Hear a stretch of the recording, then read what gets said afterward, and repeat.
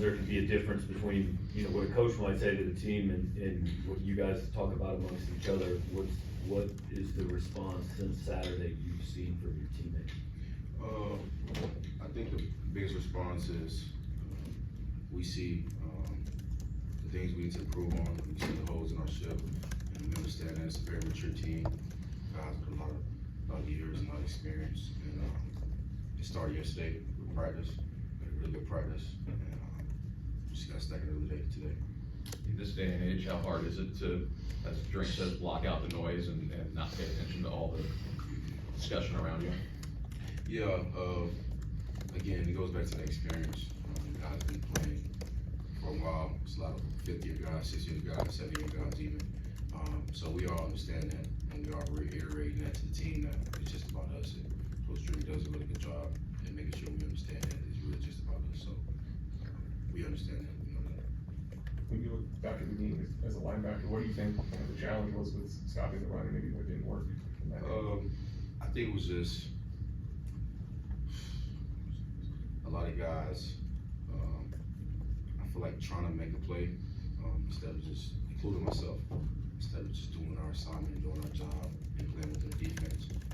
And we understand that as a unit and also as a team. And we look to do better this week and improve on that and just trust in the defense.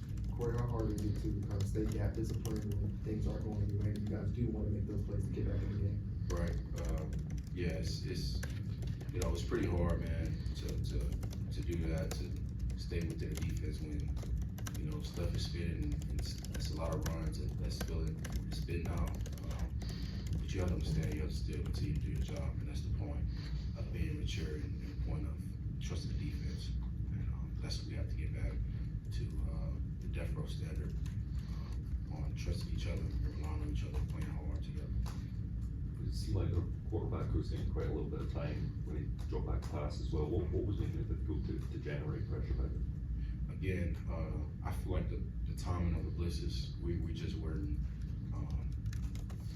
doing exactly what we were supposed to do based on the calls that we were getting.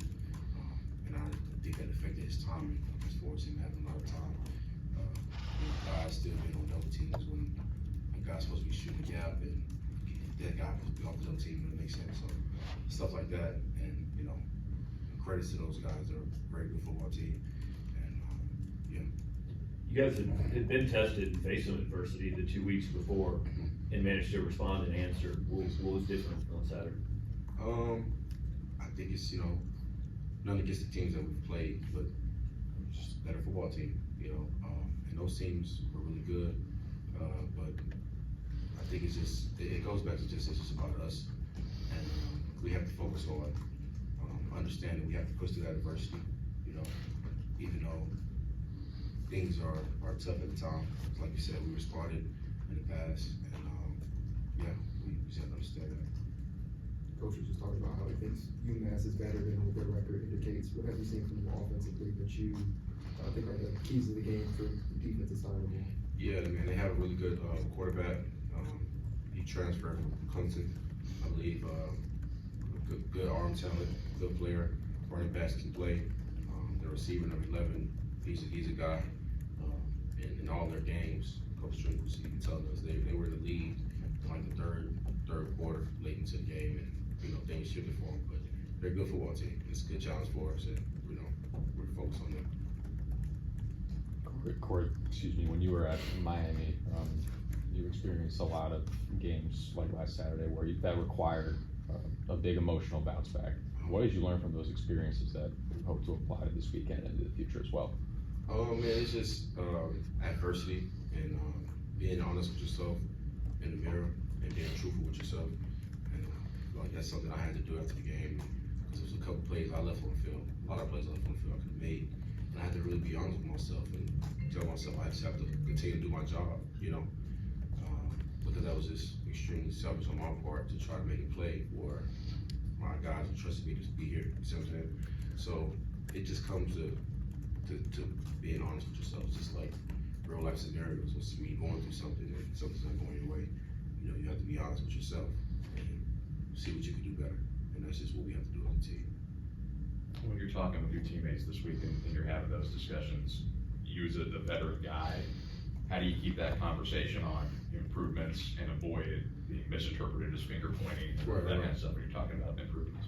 Well, it's easy to have those conversations with these guys because they already are having them on their own. So that's why I was saying with the earlier two questions, we're a very experienced team.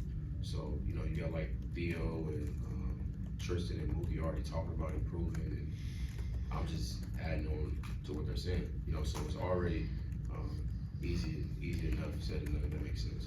Yeah. Anything else for Corey? Thank you guys. Thanks, Corey.